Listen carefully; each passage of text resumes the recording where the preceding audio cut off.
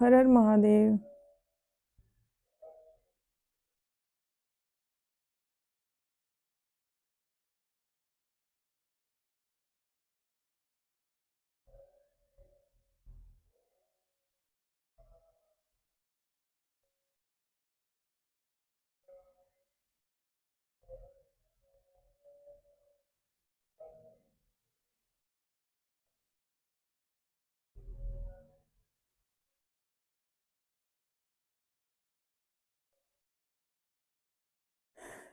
आज के टाइम में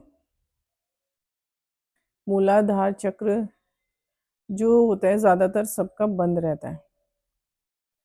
ठीक है, और उसी से ही सारे चक्र ऊपर की ओर जो जाती है शक्ति, तब जाके वो ओपन होते हैं। लेकिन ये सिर्फ भगवान की कृपा से होता है, ऐसे नहीं होता। अच्छा, अब ये चक्र किनके बंद हैं? जिसके पास एक ही फैमिली है और उसने मतलब एक होते हुए काम, बिजनेस, उसने 3-4 बिजनेस और कर लिए हैं, तो वो उसके जो चक्र है ना, उसके चक्र खुल ही नहीं सकते, क्योंकि सिद्धियां शक्तियां ये सब इन चक्रों से ही आती हैं और ये खुल नहीं सकते। ठीक है, ये इजाजत से खुलते हैं। सिर्फ सिर्फ जैसे भगवान हो गए, नारायण हो गए, या शिव हो गए, या दुर्गा शक्ति हो गई, ये ही आपके चक्रों को खोल सकती है और बाकी और कोई नहीं है। अब आपको उन तक पहुंचने में कौन सी चीजें होती हैं कि एक काम अगर आप कर रहे हो, अगर आपकी पूरी फैमिली सामूहिक तौर पर रह रहे हैं या इकट्ठे आप कर रहे हैं, तब तो कुछ दिक्कत नहीं होती। लेकिन जब एक ही होती है फैमिली और उसमें एक ही इंसान के पास, जैसे 2 बिजनेस हो गए, 2 दुकानें हो गई, मकान हो गए, अनगिनत मकान हो गए, ठीक है, वो सोर्स बना लेता है, तो वो चोर कहलाता है। वो इस सृष्टि में, इस दुनिया में वो चोर है, वो महाचोर है। एक से अधिक चीजें रखने वाला महाचोर है। जरूरत से ज्यादा धन रखने वाला चोर है। जरूरत से ज्यादा जो ज्वेलरी वगैरह है वो रखने वाला चोर है।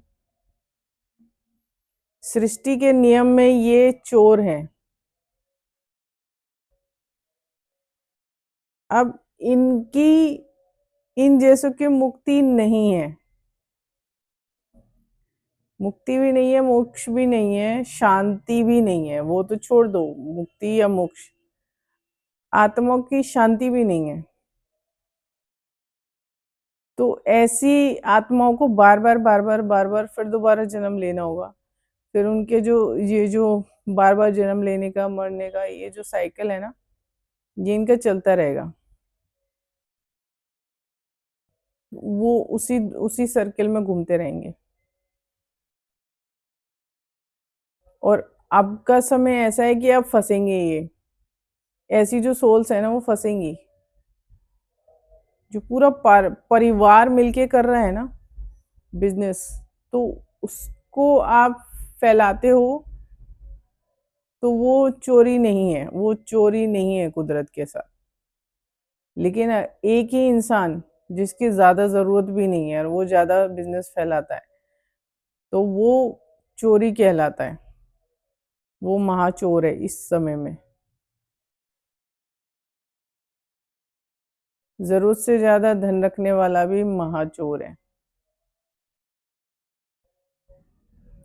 उसको यही डर लगा रहता है कि कहीं मैं इतना खर्च ना कर दूं, कोई मुझसे इतना ना ले ले, कोई मुझसे उधार ना मांग ले, कोई मुझसे मदद ना मांग ले। उसके मन में यही चलता रहता है।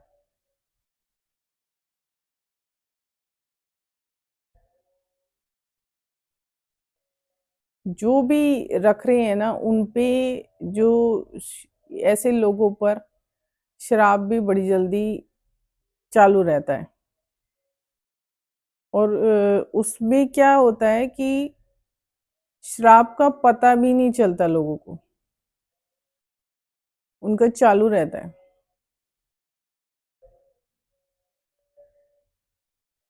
अच्छा, खत्म तो सबको होना ही है, नश्वर शरीर है तो वो तो मिटना ही है। लेकिन ये जो है, जब जन्म में इसमें मृत्यु होती है, तो ये अच्छे उसमें हो कि आपके कर्म निपट के आप जा रहे हो, तो वो मृत्यु सही है। और अगर आप चोर के टैग के साथ इस दुनिया से जा रहे हो, तो वो मृत्यु दर्द है, वो नर्क है।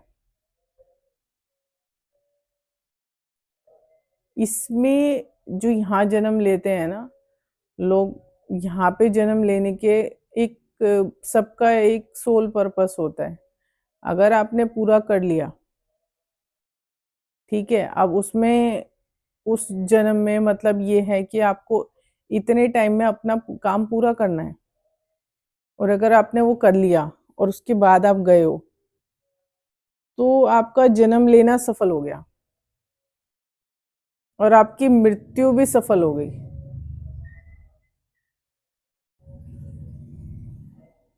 लेकिन जिन्होंने जीते जी यही सब चीजें बटोरी हैं, पैसा हो गया, ज्वेलरी हो गई, संपत्ति हो गई, जिन्होंने अनगिनत बना दी हैं, तो वो इस सृष्टि के उसमें चोर हैं।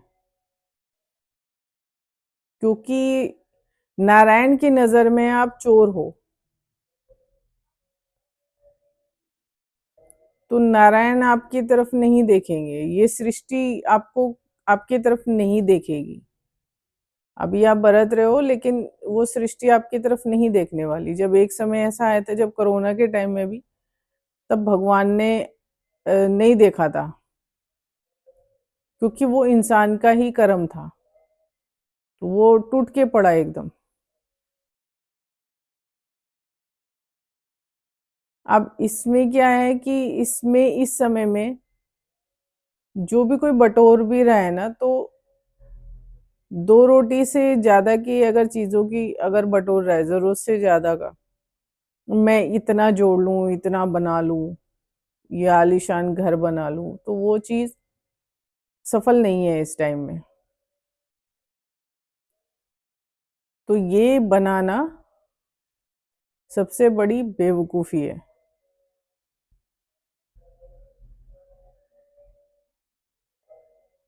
एक मुझे याद नहीं आ रहा, बेंगलोर में था या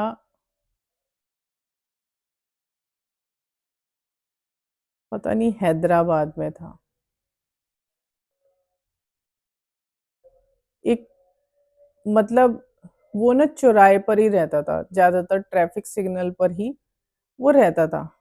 वो उसके पास पता नहीं क्या शक्ति थी कि अगर किसी का काम नहीं चल रहा होता था ना, तो वो उसको 10 रुपए दे के जाते थे,